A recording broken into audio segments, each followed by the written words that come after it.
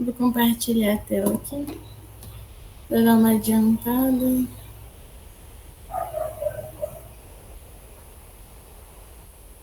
Vocês estão vendo a minha tela?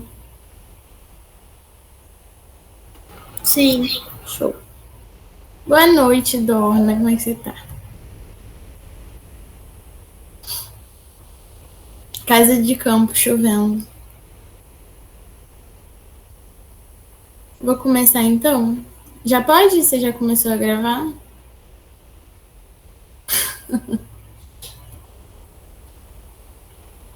Tá, vou começar então. Teve pergunta? Calma. Eita. Tá. Vou falar então para vocês sobre TCE e aí depois eu falo sobre a outra parte que faltou também, que eu não lembro agora exatamente qual, mas está aqui no final. É DDIV, que é do Lucas. Tá em tela cheia, vocês estão conseguindo ver em tela cheia? Não sei se sabe. Tá, beleza. Então, falando sobre trauma crânioencefálico, o que a gente tem que ter em mente? Primeiramente, a definição. O que seria isso? Vai ser uma lesão tanto primária quanto secundária das estruturas por meio de uma força mecânica que vai ocorrer no meio externo. E aí isso vai resultar no aumento da pressão intracraniana, que é o que a gente vai tentar, de todas as formas, diminuir ou fazer com que aumente o mínimo possível. Porque a gente sabe que uma pressão intracraniana alta vai ocorrer muitas lesões no cérebro e a gente não quer isso. E aí temos diversas causas, né? Pode ser projétil, pode ser algum tipo de acidente automobilístico, pode ser briga contra os animais, queda de algum determinado andar, enfim. E aí, o que seria lesões primárias e secundárias? Basicamente, lesões primárias vão ser lesões que ocorrem de forma direta na célula. Então, sei lá, você teve um determinado acidente e aí essa célula foi atingida, né, com determinada forma, com essa força mecânica que eu falei para vocês, e aí ela vai morrer imediatamente. As lesões secundárias vão ser lesões que vão ocorrer na célula a partir da morte dessas primeiras células. Por quê? A gente vai ter inflamação, a gente vai ter radicais livres, a gente vai ter isquemia, necrose, então esse tecido vai ficar todo propenso a ter lesões secundárias. É isso que a gente chama de lesão secundária, que ocorre devido a lesões que ocorreram anteriormente. E aí, basicamente, a gente tem alguns sinais, né, e algumas consequências desse trauma crânioencefálico. O animal pode ter convulsões, ele pode ter alteração do estado mental dele, alterações de funções motoras e sensoriais, pode ter perfuração de costela, e isso pode levar a um pneumotórax ou a um hemotórax. Você pode ter alguns outros determinados tipos de fratura, até no crânio mesmo. Você pode ter algum tipo de edema pulmonar. E aí a gente tem várias outras consequências, mas principalmente essa. E aí, basicamente, chegou um animal para vocês na clínica e ele foi atropelado, tá mal, enfim. O que vocês têm que fazer? Primeiramente, para toda emergência, a gente tem que fazer o ABCDE do trauma. E aí eu coloquei aqui para vocês o que significa cada letra, mas basicamente o animal chegou, a gente vai fazer a glicemia dele? Não, a gente vai ver se ele está respirando. Então a gente vai ver se tem alguma coisa em narina, em vias aéreas superiores, né, que pode estar dificultando essa respiração, seja sangue, seja algum tipo de neoplasia, enfim. Depois você vai ver se o animal está respirando, você vai colocar ele no oxigênio. E aí, por que é muito importante você ver a saturação do animal? Para você ver a quantidade de oxigênio que você vai colocar para ele em determinado momento. A gente sabe que o cérebro usa 20% do oxigênio do corpo, então isso é muita coisa. Então, você deixar um animal com hipoxemia grave e até mesmo letal para depois, você vai causar danos que são, às vezes, irreparáveis. A gente não quer isso. O C de circulation, então, circulação sanguínea, você vai ver se o animal tem algum tipo de hemorragia, se está tudo bem na circulação geral desse animal, até porque o cérebro também utiliza 15% do débito cardíaco, então a gente precisa ter uma boa circulação, até mesmo para os órgãos vitais não ficarem condenados. A gente tem que ver a consciência do animal para a gente conseguir identificar o tipo de intubação que a gente vai fazer. Lembra que a gente falou que a gente vai fazer oxigenação? Mas a gente vai fazer intubação, ventilação, a gente vai colocar um traqueotubo, como é que vai acontecer isso? O animal que tiver perda de consciência, ele tem que estar entubado e ventilado. Senão ele não vai conseguir respirar e aí ele vai morrer e isso vai acontecer. Aí o E é de external exam, então você vai fazer o exame físico externo do animal depois de já ter estabilizado o animal, para você saber se tem algum tipo de fratura que precisa de cirurgia, enfim, coisas que são não menos importantes, mas que no momento não imediatos. E aí você vai avaliar, então, frequência respiratória, padrão respiratório, como que está a mucosa desse animal, a língua, a ausculta cardíaca, para poder avaliar ele de forma sistêmica. Fluidoterapia é muito importante porque ela vai controlar o choque. E aí, para determinado tipo de problema, você tem determinado tipo de fluido. Por exemplo, o manitol ele vai ser para diminuir o edema, principalmente o edema encefálico, e ele faz isso de 15 a 20 minutos após a aplicação. Então, é muito interessante que a gente utilize o manitol. Só que ele tem um problema, você não pode repetir doses. E eu não lembro exatamente agora, mas eu acho que são 5 horas de ação. Então, é interessante que até essas 5 horas se passarem, você tenha resolvido esse problema da pressão intracraniana, seja com outro tipo de tratamento ou então até com cirurgia mesmo. Porque se você ficar repetindo doses de manitol, o manitol ele é um diurético. Diuréticos podem levar a lesões renais porque esse animal vai ficar completamente desidratado. E aí você tem um animal que está desidratado, você tem um animal que está com problema no crânio encefálico, e aí ele ainda vai ser um doente renal agudo. Então, a gente não quer isso de jeito nenhum. Aí eu coloquei aqui para vocês alguns tipos de solução, por exemplo, se o animal tiver com hipovolemia e hipotensão, a gente pode utilizar uma solução salina hipertônica, porque isso vai ajudar na pressão sanguínea sistólica também. Uma anemia grave, você pode usar sangue total ou concentrado também. Transfusão sanguínea é muito importante, sangue é vida, então a gente tem que sempre lembrar disso. Medidas para redução da pressão intracraniana também são os diuréticos, né, que eu falei para você que a gente pode usar o manitol. E aí, soluções hipertônicas também. E aí tem a dose certinha aqui, mas isso é para a vida mesmo, não precisa saber para a prova. E aí, tipo assim, chegou o animal, você vai ver se a pupila dele tá... Se ele tá vesgo, se ele não tá, se tá em midríase, miose. Não, você vai estabilizar o animal e depois dessa estabilização, o animal tá no oxigênio, você viu que ele não tá com hemorragia, ele tá bem, tá estável, tá sendo aquecido, tá tudo certo. Avaliação neurológica. Aí você vai ver. Sobre a pupila, a gente pode determinar o prognóstico desse animal de acordo com o tamanho de cada pupila. Por exemplo, se as duas estiverem normais, isso é um prognóstico bom. Agora, se tiver em miose, um lado só, já é reservado. Em midríase, os dois lados, é um prognóstico bem ruim, porque significa uma lesão bilateral de óculo motor. Eu coloquei aqui para vocês a lesão de cada situação, e você tem que repetir esse exame de 30 a 60 minutos. Por quê? Esse nível da consciência ele vai estar muito relacionado com a oxigenação cerebral. Então, se você tem um animal que chegou com pouca oxigenação no cérebro corporal, de forma geral, em 30 a 60 minutos, isso já vai ter mudado. Então, pode ser que esse animal esteja com outras características neurológicas depois de ter começado o tratamento. Então, é muito importante que a gente permaneça avaliando para saber se o tratamento está funcionando, para saber se precisa entrar com outro tipo de intervenção. Então, não esqueçam disso. E aí a gente tem a escala de coma de Glasgow modificada, que basicamente vocês vão ter algumas características, vocês também não precisam saber exatamente isso, só que eu coloquei aqui para vocês terem noção de que existe, mas aí você vai avaliar reflexo, o decúbito do animal, o tipo de marcha, e aí marcha normal, por exemplo, você não vai colocar no animal que está morrendo de hemorragia, então isso são coisas que vocês vão fazer depois que o animal está estabilizado, que o animal está consciente, beleza? Então, a gente vai avaliar o nível de consciência dele, reflexos do tronco encefálico, atividade motora e score de escala de Glasgow modificada no geral. Aí, com determinado tipo de pontuação, você vai ter um prognóstico desfavorável, reservado ou favorável, sendo que conforme ele tiver muitos pontos, de 15 a 18, vai ser favorável, e quanto menor ponto ele tiver, vai ser desfavorável. E a gente tem algumas metas aqui, por exemplo, no exame neurológico a gente tem que ter essa escala de Glasgow com uma quantidade maior que 17, Pressão sistólica tem que estar acima de 100, no mínimo, porque a normal é 120. Gasometria, a gente tem que estar com a oxigenação acima de 80. Oximetria de pulso acima de 95.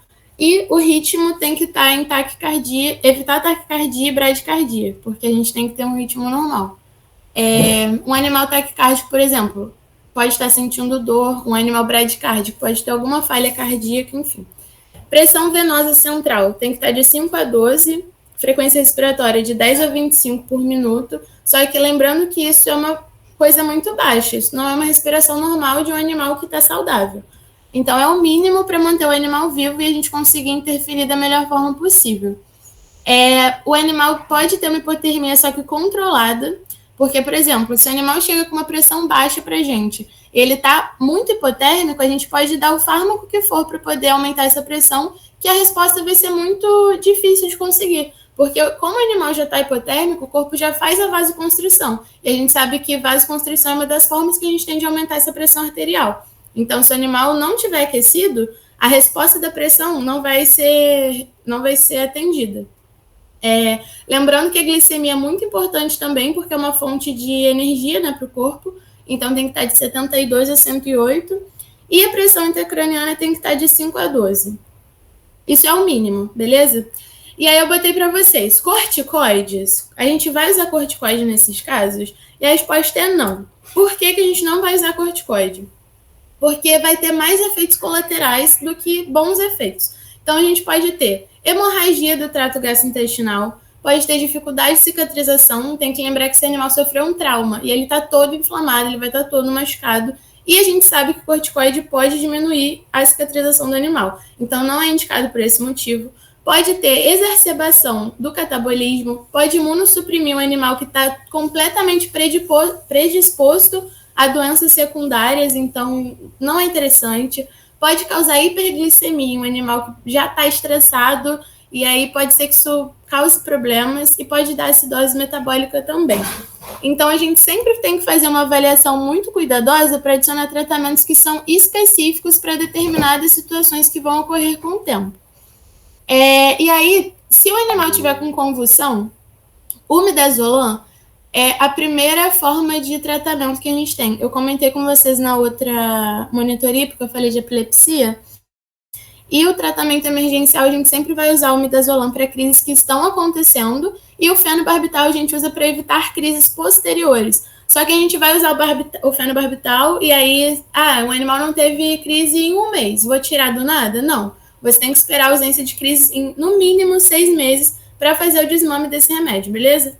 Lembrando que tem que acompanhar o fígado dele, porque é metabolizado no fígado, então pode ser que esteja acontecendo alguma coisa e tem que entrar com um protetor hepático. A analgesia do animal. Ele está machucado, ele sofreu um trauma, vai estar doendo. Como a gente faz a analgesia desse animal? Além da dor, né, que é o principal fator, a gente não pode nunca deixar um animal sentindo dor, ele também previne a elevação da pressão intracraniana. Então, é importante para a gente, nesses dois quesitos, porque a gente não quer que o animal sinta dor, a gente também quer que a pressão intracraniana se eleve da menor forma possível. E eu coloquei aqui, choque cardiovascular, dano de barreira hematoencefálica, cuidado para essas doses não gerarem overdose, porque choque cardiovascular e dano de barreira hematoencefálica vai fazer com que a dose menor tenha um efeito sistêmico muito grande. Então, a gente tem que sempre tomar muito cuidado com a dose que a gente vai usar nesses animais, porque eles vão estar muito suscetíveis a reagir a esses fármacos, entendeu? E aí, de exemplo, né, que a gente pode usar, a gente pode colocar infusão contínua de fentanil e de morfina também. São duas opções, eu botei até a foto aqui para vocês, aqui é a morfina, aqui é o fentanil. E aí, temos o tratamento de suporte também. O que é importante a gente ter em mente? O decúbito do animal. A gente tem que sempre elevar esse animal para que a circulação sanguínea seja feita com a menor dificuldade possível, ou seja, a gente tem que usar a gravidade a nosso favor. Então, a inclinação tem que estar a favor da circulação, para ajudar até na drenagem venosa do encéfalo também. Então, essa pressão intracraniana ser estabilizada. Muito, muito, muito importante, nutrição. O animal não está comendo, você vai colocar sonda. Coloquei aqui exemplo para vocês, aí você pode escolher o que você quiser, tem a nasogástrica, a nasoentérica e a gastrotomia. Por quê? A gente sabe que o intestino tem um sistema nervoso muito complexo, tem até alguns estudos agora que estão mostrando que ele altera não somente o trato gastrointestinal, mas outras partes do sistema geral, como cardiovascular, como cerebral, enfim. Então, para o animal se recuperar de uma forma mais rápida, né, e melhor, a gente tem que garantir que ele vai estar recebendo todo o suporte nutritivo possível. Sobre micção, a gente pode fazer massagem ou usar sonda uretral e prevenir infecções secundárias também. A gente pode utilizar um antibiótico de amplo espectro, como a cefalexina enro, e podemos usar também a cirurgia. E aí a gente vai poder utilizar a tomografia e ressonância para poder guiar a gente da melhor forma possível, porque a gente sabe que o sistema nervoso é muito delicado, então qualquer coisa pode gerar uma alteração pior do que o quadro clínico que a gente está. Então a gente pode fazer uma craniotomia descompressiva e em caso de não resposta ao tratamento clínico, né? Primeiro a gente vai tentar tratar com fármaco, se não der certo a gente faz a cirurgia. Aí é indicado quando a gente tem algum tipo de coágulo, algum tipo de hérnia encefálica, quando a gente tem um aumento da pressão intracraniana que não está sendo responsivo ao tratamento, fratura de crânio é cirurgia com certeza, depressão craniana e sinais neurológicos, por exemplo, o cachorro chegou com a cabeça afundada e ele tem sinal neurológico, cirurgia. Fragmentos de corpo estranho alojados também, sei lá, vidro, ferro, enfim, é cirurgia também para retirada. Aí sobre PIF, eu já falei com vocês. Vocês têm alguma dúvida de trauma?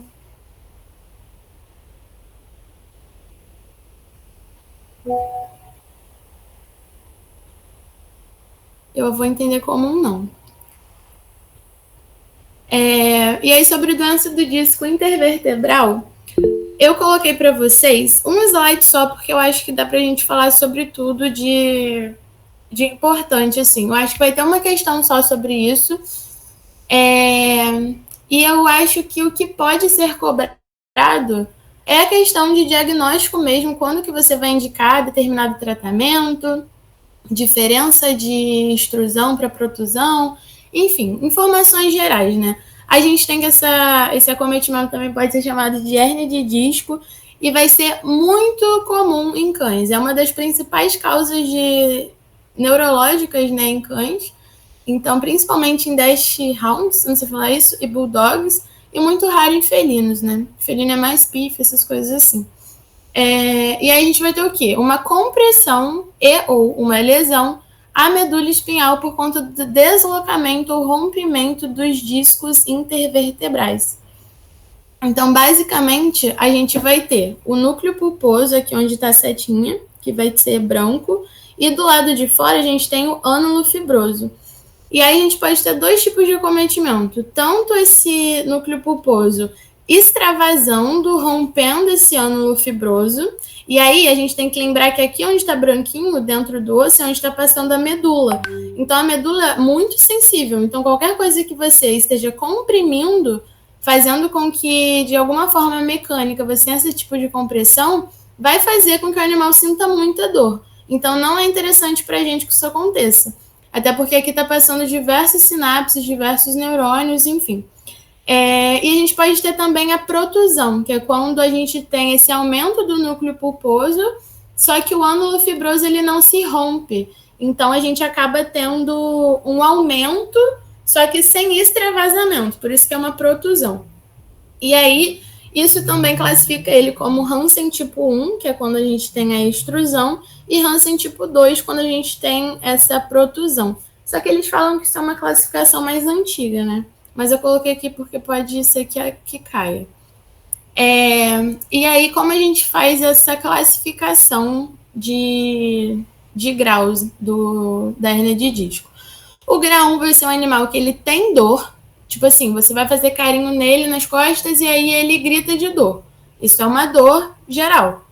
Só que ele não apresenta déficits neurológicos. Por exemplo, a propriocepção dele tá boa, sabe? Você fez exame neurológico e não teve déficit nenhum.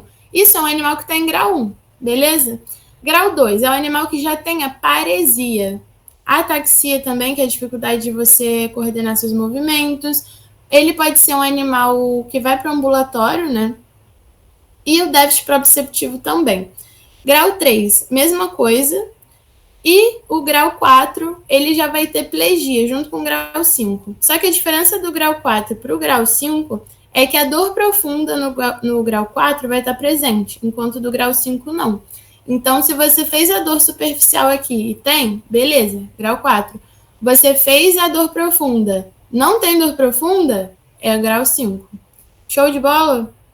E aí, a partir disso, a gente vai partir para o diagnóstico, né? Basicamente, a gente pode pedir uma tomografia. Tem casos que a gente usa também o raio-x, só que não é o ideal, porque a gente não consegue analisar isso daqui se não tiver um acometimento tão grave. Porque normalmente a gente só consegue enxergar alguma alteração no raio-x quando o grau já está muito elevado. Então, às vezes, a gente pode ter um grau 1, 2 e não vai ter esse extravasamento tão forte a ponto de deslocar, às vezes, alguma vértebra. Então, a gente não vai conseguir ver isso no raio-x. Então, o interessante é que a gente tenha uma radiografia, ou então uma tomo, uma ressonância magnética, junto com as mielografias da vida aí. E a partir disso, a gente vai escolher o tipo de tratamento. Quando é um caso muito grave, que vai ser compressivo ou retratar aos tratamentos, a gente vai ter que descomprimir a medula espinhal através de cirurgia. E aí tem vários tipos de cirurgia que ele colocou no slide lá para vocês. Quem for da galera da cirurgia, só dá uma olhada lá, que a Mariana colocou os slides no Classroom. Só que eu tenho certeza que isso não vai cair na prova, porque não é prova de cirurgia. Então, lembrar que existe a possibilidade da cirurgia quando a cirurgia é indicada, só que a gente sempre tenta fazer um tratamento conservador para não precisar ser tão invasivo assim. Então, o tratamento conservador vai ser para casos não compressivos ou então uma compressão mais leve. Aí, o que a gente vai usar basicamente? Analgésicos e anti-inflamatórios. Temos outras opções? Tecnicamente, sim. Temos acupuntura, medicina integrativa, reabilitação, fisioterapia. Funciona? Fica de reflexão. Mas, basicamente, a gente tem o tratamento tradicional, que ele é o mais usado, que realmente tem estudos sobre mostrando a sua eficácia. Então, o animal também precisa estar de repouso. Então, normalmente, é um animal que você não vai deixar perambulando pela casa, subindo escada, descendo escada, porque não vai adiantar nada você dar um analgésico para ele, um anti-inflamatório, e ele continuar mexendo essa medula pra caramba, colocando peso, impacto, não vai melhorar. Ou então o tratamento vai demorar muito mais para melhorar. Normalmente vai ser um animal que você vai deixar num cômodo, com coisas que ele precisa, né, para ele não ficar estressado também, enriquecimento ambiental, só que se movimentando o mínimo possível. Porque a gente sabe que um animal também ele não vai ficar parado igual uma pessoa normal. Mas de DDIV era isso, e de TCE também. Foi bem rápido, mas era isso que eu tinha para falar para vocês. Se ninguém tiver nenhuma dúvida, a gente pode corrigir o ED.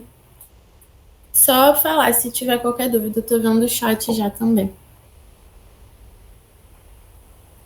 Vou compartilhar o ED aqui.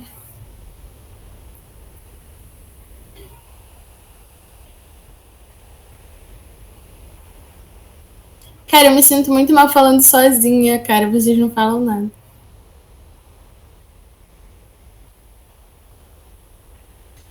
Tá. Ai, deixa eu beber uma água. Eu falei pra caramba.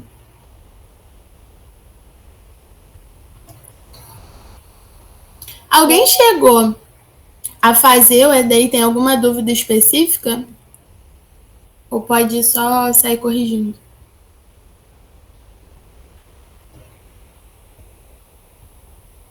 Acho que eu vou compartilhar minha tela, porque eu vou ficar indo...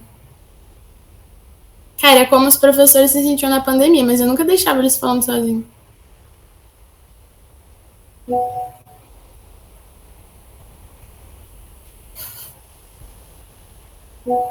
Tá, vou ir corrigindo então. Vocês estão vendo a minha tela? Então, né? Então, beleza. Tá. Então a gente começa falando sobre... Minha mãe mandando mensagem. A gente começa falando sobre o tipo de lesão, o que isso vai acontecer no animal. E aí eu vou colocar para vocês aquele slide que eu fiz da monitoria. Eu acho que vai ficar melhor para entender. E aí, quem quiser ir anotando as respostas, fique à vontade. Eita, sai.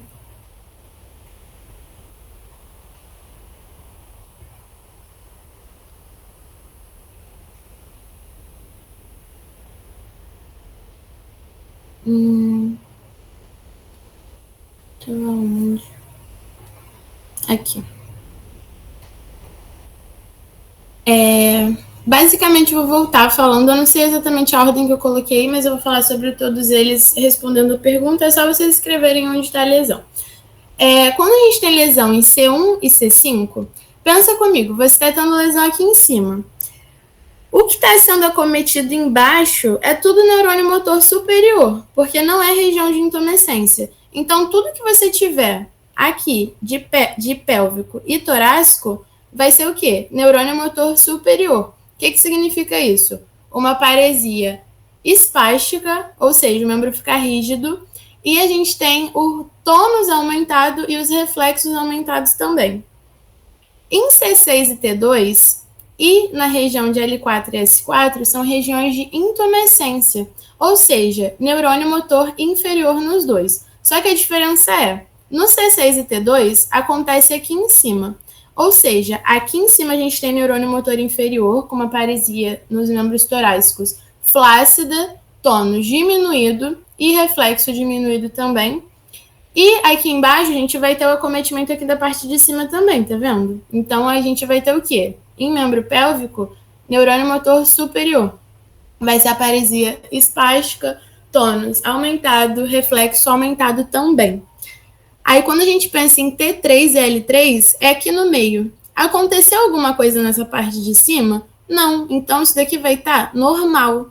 Só não tá normal em caso de Schiff-Sherrington, só que eu acho que ela não vai cobrar isso para vocês, então não preciso se preocupar. Mas T3L3, membro torácico normal, só que aqui embaixo, na parte pélvica, a gente vai ter características de neurônio motor superior, porque é a parte de cima que está sendo acometida e não é a região de intumescência. Então, paresia espástica, tônus aumentado, reflexo aumentado também. Qualquer dúvida, a gente pode ir me interrompendo aí. Aí eu coloquei também para vocês colocarem, de acordo com a clínica, né, do animal, onde que vai estar a lesão. Assim, não sei se a Mariana vai cobrar isso dessa forma, mas eu acho que é uma forma que poderia cair, porque ela só fez uma prova até hoje, então pode ser que ela mude algumas coisas. Aí, basicamente, a gente tem a primeira opção. O animal chegou com uma ataxia exagerada, sem paresia, só que os movimentos estão incoordenados com tremores intencionais. A gente sabe que quem é responsável pelo refinamento dos movimentos é o cerebelo. Então, o animal que chega com esse tipo de ataxia, ele está com uma ataxia cerebelar. Então, é o quê? O cerebelo que vai estar acometido. Pode ser que esse animal tenha outros tipos de clínica também. Então, eu coloquei para vocês mais uma coisa meio óbvia, que eu acho que é o que ela pode pedir na prova. Mas na prática não acontece só isso, entendeu? Aí a gente tem outra opção, que é a língua sem funcionamento, com tônus prejudicado e dificuldade respiratória. Quem é o nosso centro respiratório? É o bulbo. Então, dificuldade respiratória vai ser alguma parte do tronco encefálico. Aí, como eu falei que o tônus está prejudicado e a língua está sem funcionamento também, isso é o quê? Um nervo craniano que está localizado no bulbo. Então, isso já indica para a gente que é ali que está acontecendo algum problema. O animal pode estar com uma agressividade e mudanças comportamentais. Mudança comportamental está relacionado com o cérebro em si. Porque é o centro de a sede da consciência, né, que a gente fala. Então, algum comportamento alterado, alguma coisa do tipo, pode ser relacionado a isso.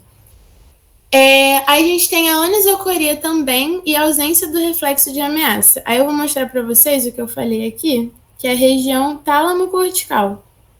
Uma das principais alterações é esses dois nervos cranianos aqui, que é o olfatório e o óptico. Então, o animal pode chegar com essa anisocoria e com reflexo de ameaça dificultado, entendeu? Mas, assim, são coisas bem específicas mesmo e padrão de cada região. Aí, por último, a gente tem problemas de termorregulação, alteração no padrão alimentar, poliúria, polidipsia. Lembra que eu falei que essas coisas que estão relacionadas com o sistema endócrino normalmente vai lembrar a gente do diencéfalo? E aí, quando a gente fala de um animal que está andando em círculos, e aí ele fica trocando lado, ele anda em círculo para a direita, depois ele anda em círculo para a esquerda, isso vai ser uma alteração aonde? Vai ser uma alteração em região de diencéfalo. Cadê o slide? Aqui. Vai ser uma região de diencéfalo. Isso até que diferencia o cérebro do diencéfalo também, porque eles são bem parecidos, né, em questão de mecanismos. Aí sobre epilepsia agora. Eu acho que de neurolocalização, ela deve cobrar alguma coisa relacionada a isso. Ou então algum tipo de nervo craniano. Por isso até que eu falei para vocês, pelo menos saberem o que cada um faz, assim, por alto, porque eu não acho que ela vai botar vocês para escrever isso. Mas pode ser que uma questão de VOF ou de marca X ela coloque, tipo, isso daqui é tal nervo que faz. Aí vocês têm que saber se esse nervo faz mesmo ou não, entendeu?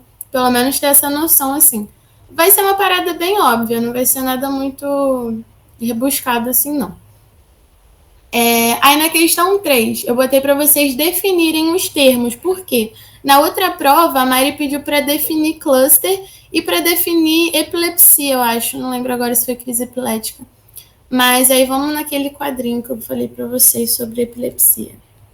Enfim, tá tudo aqui no slide. Eu acho que vocês vendo a monitoria já vai ajudar muito. Epilepsia, então, é a doença neurológica propriamente dita, ela é crônica e é apresentada com crises epilépticas recorrentes. Então, se você botar que epilepsia é uma doença neurológica crônica, tá certo, beleza? Convulsão é uma crise epilética generalizada, ponto. Não precisa ficar enchendo linguiça. E crise epilética é o quê? Vai ser uma ocorrência transitória de sinais ou sintomas que vão ser resultantes de atividades neurosinápticas excessivas e hipersincrônicas, podendo ser focal ou generalizada. Resumindo para vocês, o que é isso? É como se o sistema nervoso estivesse recebendo um estímulo excessivo e não sincrônico, e ele não vai saber interpretar isso, porque está vindo um estímulo muito grande para ele. E aí isso vai gerar uma crise epilética. Se ela for uma crise epilética generalizada, ela é uma convulsão. Então, o que é? Toda convulsão vai ser necessariamente uma crise epilética, mas nem toda crise epilética vai ser uma convulsão, entendeu? Porque se for uma crise epilética focal, não é uma convulsão. Aí botei para vocês definirem cluster também e status epiléticos. O que é cluster? Cluster vai ser 2 ou mais crises em 24 horas, com o animal recobrando a consciência entre essas crises. Eu até falei para vocês que cluster começa com C. Então, você vai ter consciência entre as crises, entendeu? E status epiléticos vai ser a mesma coisa do cluster, só que sem consciência. Aí eu falei para vocês que começa com S, de sem consciência. Então, lembra, cluster, você tem 2 ou mais crises em até 24 horas, com consciência entre elas. Os status epiléticos, 2 ou mais crises em até 24 horas, sem recobrar consciência. Beleza? Fechamos isso. Qualquer dúvida pode me interromper. Na questão 4, eu coloquei para vocês... Oi? Tô?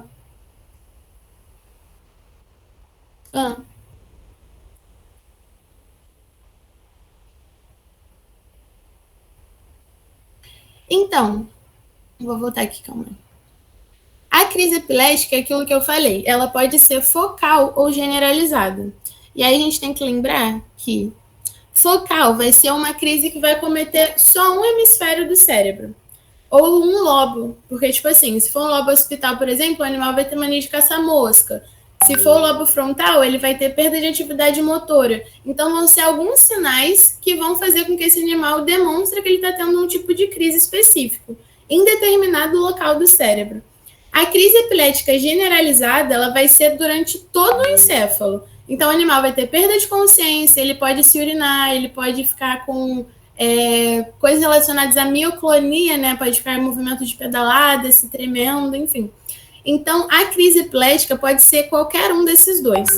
A convulsão é necessariamente generalizada. Então, se você colocar que a convulsão é uma crise epilética generalizada, é essa a definição dela. Um animal pode estar, tipo, caçando mosca, tendo uma crise epilética, mas ele não está tendo uma convulsão. Só que se ele estiver tendo uma crise epilética generalizada, você não precisa falar, o animal está tendo uma crise epilética generalizada. O animal está tendo uma convulsão, beleza? Consegui? Tá. A questão 4. Em quais tópicos são divididos os diagnósticos diferenciais para epilepsia? E pedi para vocês darem um exemplo de cada um. Aí eu coloquei para vocês a tabelinha do Vintamind, que é para vocês lembrarem. E esses são os principais tópicos.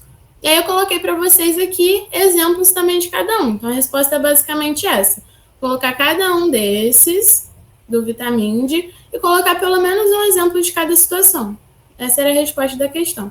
Eu vou passar para vocês o slide depois que fica mais fácil. Vou passar agora quando acabar a monitoria. E como que é feito o diagnóstico da epilepsia? Tem aqui também.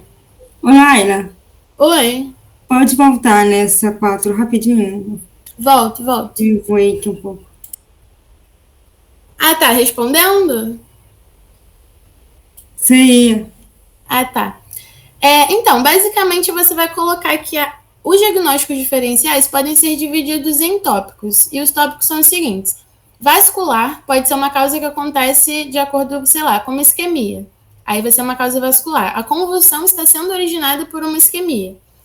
Se for infeccioso, por exemplo, tá com uma sinomose, o animal teve uma convulsão. A gente sabe que a causa dessa convulsão é a sinomose, beleza?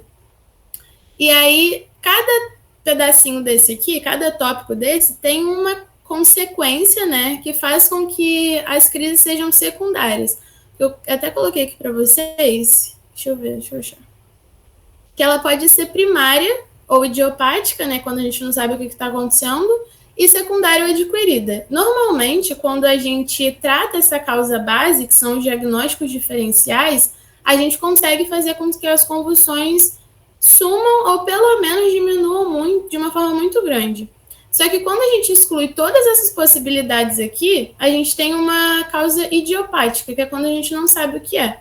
Então, se não for nada disso, é idiopático. Só que para afirmar que é idiopático, você tem que ter feito todos os exames possíveis para descartar todas essas causas aqui, entendeu?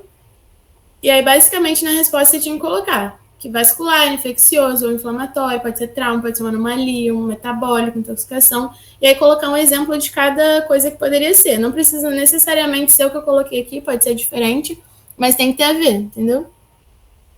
Entendi, obrigada. De nada. Aí eu coloquei como é feito o diagnóstico da epilepsia também. Aí eu vou abrir aqui para vocês a parte do diagnóstico. Basicamente, a gente tem que procurar coisas que vão levar a gente a excluir tudo isso daqui que eu falei para vocês, de vascular, infeccioso, intoxicação, etc. Aí, a gente vai pedir sangue bioquímica, sendo que a gente vai prestar muita atenção também na glicemia, ácidos biliares e função tireoidiana e da adrenal também, porque a gente tem que excluir causas metabólicas. Vamos pedir raio-x, vamos pedir uma análise de líquor e, principalmente, tem que lembrar de anamnese histórico clínico, lembrando que a gente tem que pedir vídeos para o animal. Por quê? Para o animal não, para o tutor. Por quê? Pode ser que o tutor chegue para você e fale que o animal dele teve uma convulsão, só que na realidade o animal dele só se tremelicou ali, sei lá, estava dormindo, teve tremelique e o cara falou, ai, meu cachorro convulsionou. Então, se você tiver o vídeo, você consegue ver como foi o tipo de convulsão, se foi uma convulsão mioclônica, se foi uma convulsão focal, às vezes. A gente tem essa capacidade, assim, de analisar para entender como que está sendo isso. E aí eu falei para vocês que a gente só pede ressonância, tomo e eletroencefalografia quando o animal está dentro dessas 4 classificações. A primeira é quando o cão tem algum tipo de déficit neurológico interictal, ou seja, o animal teve uma convulsão, e aí, antes da outra convulsão, tipo assim, ele teve uma convulsão agora às 6 horas da tarde e ele vai ter uma convulsão meia-noite. Nesse intervalo de tempo, se ele tiver déficit neurológico, por exemplo, o animal estava bem antes da primeira convulsão, e aí depois da primeira convulsão ele tem déficit proprioceptivo. Isso é um animal que a gente pediria uma ressonância, uma tomo ou uma eletroencefalografia, para poder pesquisar causas possíveis do que aquilo está acontecendo. A gente pode ter cães com crises epiléticas refratárias ao tratamento também. Então, se a gente está tratando o animal, associou e ele não respondeu, isso significa que a gente precisa procurar outras causas, porque o que a gente achou que estava acontecendo não está acontecendo de verdade.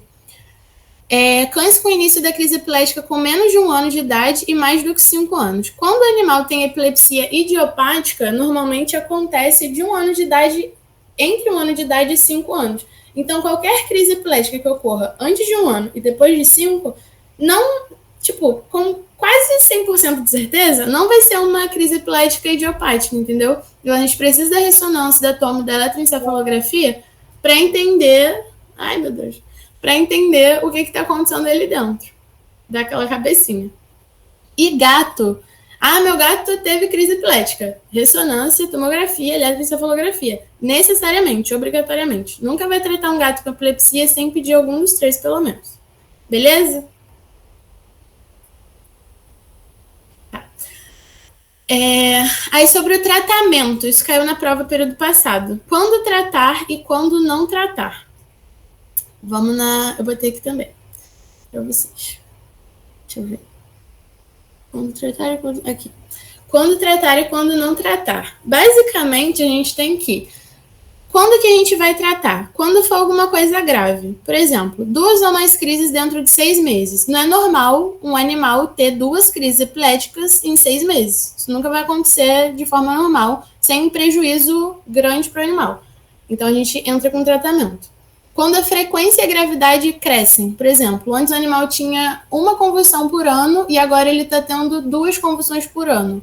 Isso já coloca ele dentro de uma coisa crescente, só que ainda não está tendo 2 ou mais crises dentro de 6 meses, então ele não deveria ser tratado. Só que agora o animal tinha 1 crise por ano e agora ele está tendo 2 crises a cada 6 meses. Eita, fé! 2 crises a cada 6 meses. E a gravidade delas está sendo maior, você está vendo que o animal está ficando pior e tal. Isso faz com que a gente tenha que pensar em tratamento. Status epiléticos e cluster necessariamente são para tratar também. Por quê? O cluster não são 2 crises em menos de 24 horas, no mínimo. Isso já coloca ele com 2 crises dentro de 6 meses. O status epiléticos é a mesma coisa, então a gente vai tratar. E lesões intracranianas graves e permanentes também. Beleza? A gente trata o animal, se ele estiver tendo convulsões por esse motivo. E quando que a gente não trata? Se o animal só teve uma convulsão única, isolada, sei lá, às vezes ele ficou com algum estresse muito grande ou uma infecção que causou aquilo, tratou a infecção, ele melhorou, não precisa fazer esse tratamento. Período interictal maior ou igual a 6 meses. Para quem não sabe, período interictal é o intervalo entre as crises. Ele sai dessa zona aqui, então você não trata, entendeu? Basicamente essa a lógica que a gente usa. Próxima questão agora, se ninguém tiver dúvidas. Um gato iniciou o tratamento com fenobarbital e aí 15 dias depois a gente fez a dosagem, né, sanguínea para saber como que estava e tal, porque a tutora falou que o animal não respondia às crises, tá? Não estava diminuindo. E estava 30 microgramas por ml. O que eu faço agora? A gente tem que lembrar a concentração plasmática que tem que estar esse remédio no corpo. No gato, tem que variar de 10 a 30 microgramas. Vamos supor que, tipo assim, você colocou um gato para tomar esse remédio e aí ele tá com 10 microgramas por ml e não tá respondendo ao tratamento. Você vai aumentar a dose do fenobarbital, 15 dias depois você vai fazer a mesma coisa para saber como tá. Não respondeu ao tratamento, tá com 30 microgramas, independente se você estiver usando uma das menores doses do fenobarbital, você não vai aumentar para a dose máxima. Porque o que interessa para a gente é o que está acontecendo no sangue. E no sangue esse animal já está com a concentração que a gente precisa. Então, sempre que atingir concentração plasmática máxima e não controlou a crise, associa. Ou com brometo de potássio, ou com levetiracetam, gabapentina, enfim, associa. Lembrando que o brometo de potássio ele é meio que tóxico, né, para o gato, não tóxico de forma geral, mas tem que ser usado com cautela, porque ele pode dar sinais respiratórios parecidos com a bronquite, e a gente não quer que o nosso gato fique mal de bronquite. Então, como prosseguir diante desse quadro? Faz associação com algum desses remédios e vê a resposta. Se não melhorou ainda, associa de novo, beleza? Se não tiver nenhuma dúvida, questão 8. Um gato de 5 quilos chegou convulsionando, com pressão 90 milímetros de mercúrio, saturação 89%, temperatura de 35 graus, na emergência da clínica Gato Manhoso e você está de plantão. Como é que você vai abordar esse animal? Que terapêutica que você vai estabelecer? Basicamente o que eu falei para vocês hoje, eu vou passar bem por cima, porque tem tudo isso aqui no slide, e eu acabei de falar tudo, então não vou ficar repetindo 1 milhão de vezes. Mas o que você vai fazer? O ABCDE do trauma, vai botar o animal em oxigenação, vai fazer a avaliação do nível de consciência para estabelecer a melhor forma de oxigenação desse animal. Você vai ver qual fluidoterapia você vai estabelecer. Depois disso, vai fazer a avaliação neurológica desse animal, repetindo a cada 30 minutos. Vai fazer a escala de coma de Glasgow modificada também, para definir qual o prognóstico desse animal.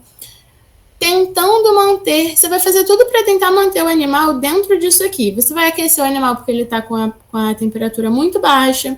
Você vai dar algum tipo de coisa para ele aumentar essa pressão que está baixa.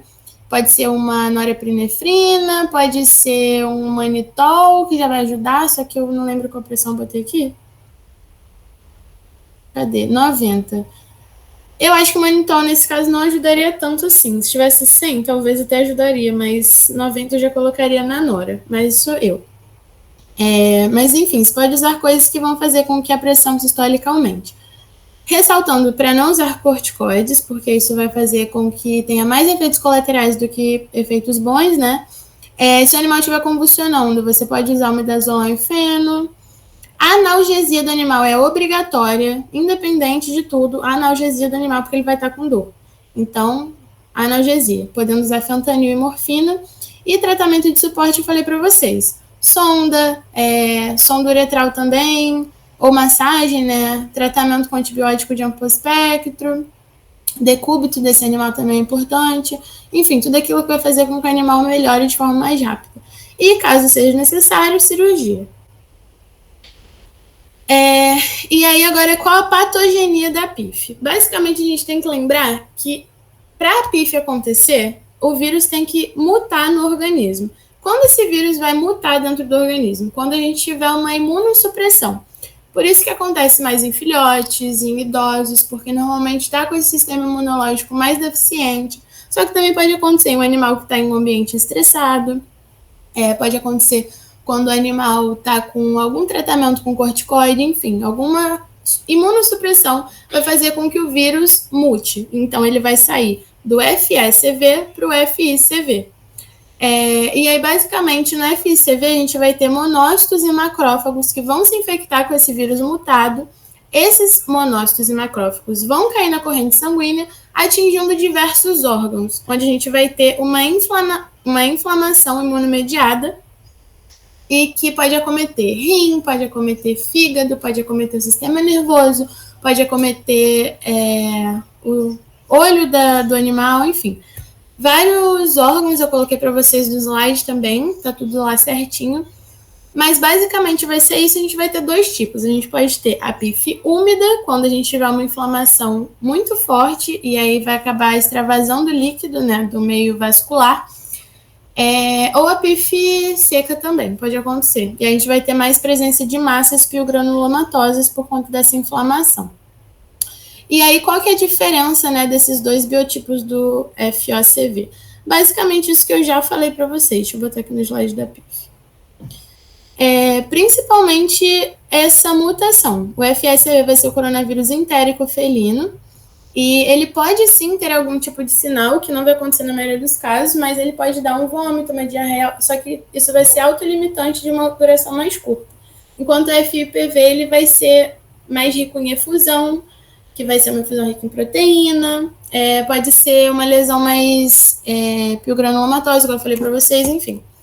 Então, um vai ser o FSCV e o outro vai ser esse FSCV mutado, que aí ele vai virar o FIPV, que vai ser a PIF, né, propriamente dita. Então, animal com FSCV não necessariamente tem PIF, beleza? Quais os fatores de risco da PIF? Eu até coloquei para vocês nesse slide aqui, que os fatores de risco é tudo aquilo que causa imunossupressão e que seja propenso a ter o vírus, ou seja, cerca de 90% dos gatos que a gente vai atender na clínica teve contato com o vírus inicial.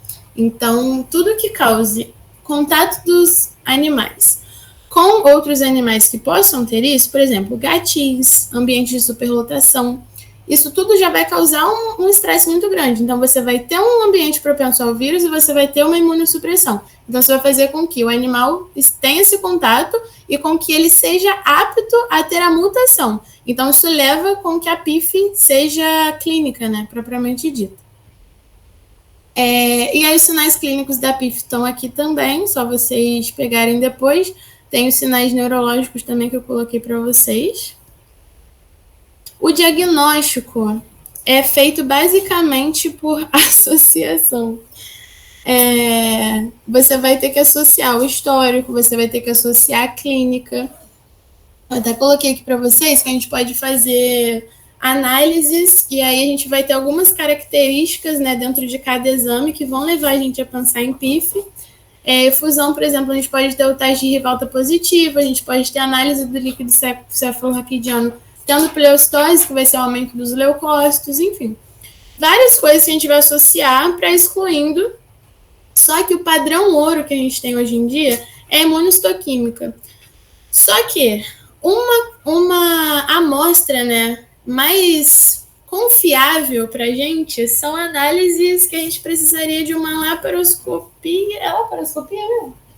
De uma laparotomia, ou então até de uma endoscopia. E o animal precisaria ser submetido a uma anestesia geral e tal. Então, normalmente ele vai estar meio debilitado para a gente ter esse tipo de coleta de amostra. Então, normalmente a gente fecha esse diagnóstico com mais certeza pós-mortem. Então, normalmente a gente utiliza o PCR numa análise quantitativa. Eu até botei aqui na pergunta para vocês, se um gato com PCR positivo tem PIF. Depende, ele tem um PCR positivo, mas é quantitativo? Você tem uma quantidade de vírus muito grande? Porque eu falei para vocês que 90% dos gatos vão apresentar esse vírus. Então, não necessariamente um gato com positivo no PCR vai ser um gato com PIF. Por isso que a gente não pode pegar só, o gato está com esse tipo de sinal clínico, acho que é PIF, vou fazer um PCR, deu positivo, ele tem PIF, vou tratar. Não é assim, você vai fazendo vários diagnósticos, vai juntar tudo para realmente falar, é muito propenso esse animal ter PIF. A gente nunca vai falar com 100% de certeza que o animal tem PIF, beleza? E aí a gente pode usar teste de detecção de anticorpo para diagnóstico de PIF? Não, a gente não pode usar teste de anticorpo para diagnóstico de PIF, eu botei isso no slide. Por que a gente não pode fazer isso? Porque, basicamente, 90% dos gatos vão ter contato com esse vírus. Então, eles vão ter anticorpos para esse vírus. Então, não necessariamente a doença que ele está tendo, a clínica que ele está tendo, vai ser associada com o vírus, porque pode ser que ele tenha tido contato, mas o vírus não sofreu mutação. Beleza? Então, não podemos usar esse teste para detecção de PIF. E aí, o tratamento que você usaria para o gato que fez um tratamento com PIF e teve recidiva. A gente falou no tratamento ontem que o molnupiravir, ele é um tratamento que pode ser de primeira linha, então o animal, estou suspeitando que ele tem PIF, posso entrar com molnupiravir, só que ele é de escolha para gatos que tiveram recidiva. Por exemplo, tem um animal que eu acho que tem PIF, tratei com GS por 84 dias, ele ficou bem, deu 2 semanas, retornaram sinais, e agora eu estou tendo sinal neurológico. Entra com molnupiravir, beleza? Via oral por 84 dias de tratamento. E aí tem todo o tratamento de suporte que eu botei aqui para vocês, que eu não vou ficar me prolongando muito, porque está no slide também. E citar 5 formas de prevenir a PIF. Basicamente, tudo aquilo que vai fazer com que o animal não tenha estresse ou esteja em ambiente limpo. Ou seja, higiene, não aglomerar com gatos, aumentar o número de caixinhas de areia. Lembrando que tem que ser uma caixinha de areia a mais para o número total de gatos. E se você colocar a caixa de areia junta, uma pertinho da outra, vai ser como se tivesse uma caixinha só, porque eles vão achar que aquilo é uma grande caixona de areia. Então, sempre tem que separar, colocar a caixa de areia longe da comida e da água, porque a gente sabe que a transmissão é orofecal.